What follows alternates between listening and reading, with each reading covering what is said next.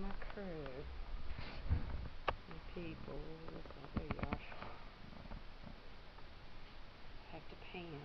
Hey, let me see. Let's go back and pan.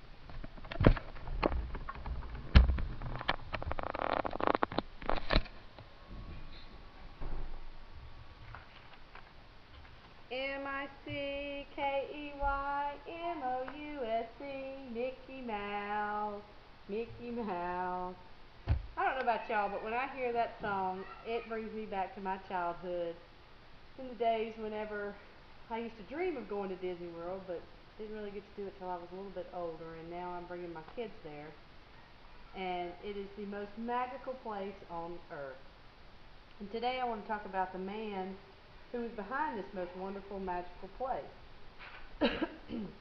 Walter Elias Disney was the creator of what we know as Disney World, what we know as Mickey Mouse, what we know as Disneyland. Walt was born in 1901 in Chicago, Illinois, and he was one of 5 children, one of 4 boys. In his early years, he was interested in art and drawing. At 7 years old, the neighbors used to say they could find him drawing pictures of animals, pictures of nature.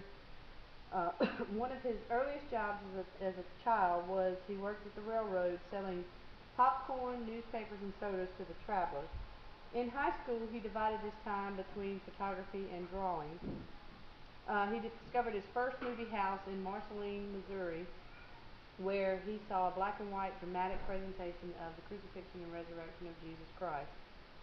Uh, he began making short animated films, and one of his first animated films was called the Alice Comedies, which was a flop. And once that flopped, he moved to California with his brother Roy, who went in with him to um, pool their money, and they started making um, animated features themselves. Their first animated featurette was called Alice in Cartoon Land. Walt got married and had 2 daughters, and then 3 years after that, he created what we now know as Mickey Mouse.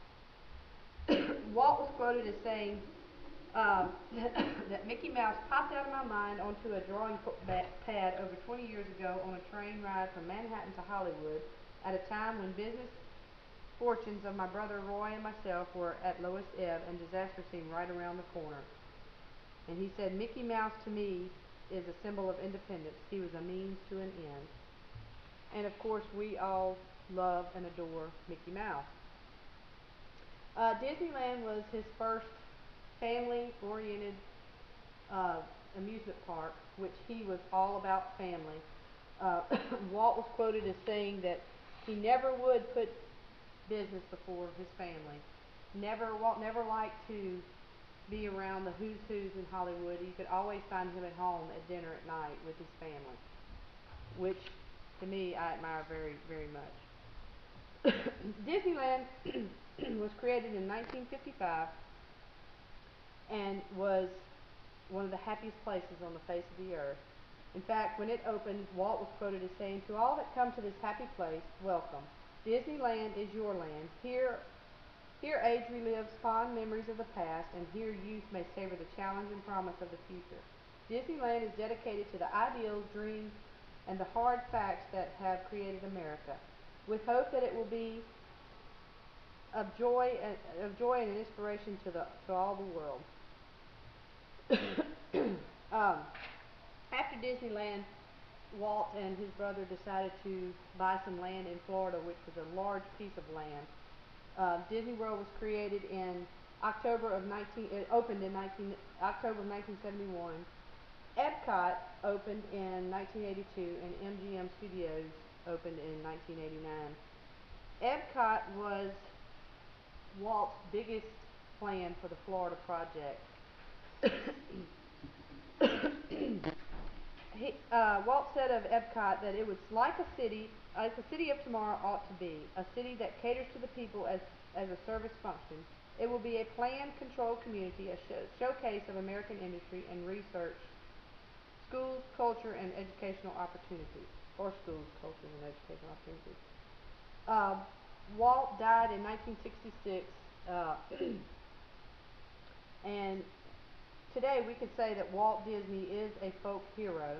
He's a legend, and he's created one of the most wonderful places on the face of the earth that we as families enjoy going to. And now, as we go on our trip in a couple of months, now we know a little bit behind the man who created Disney World. Yeah.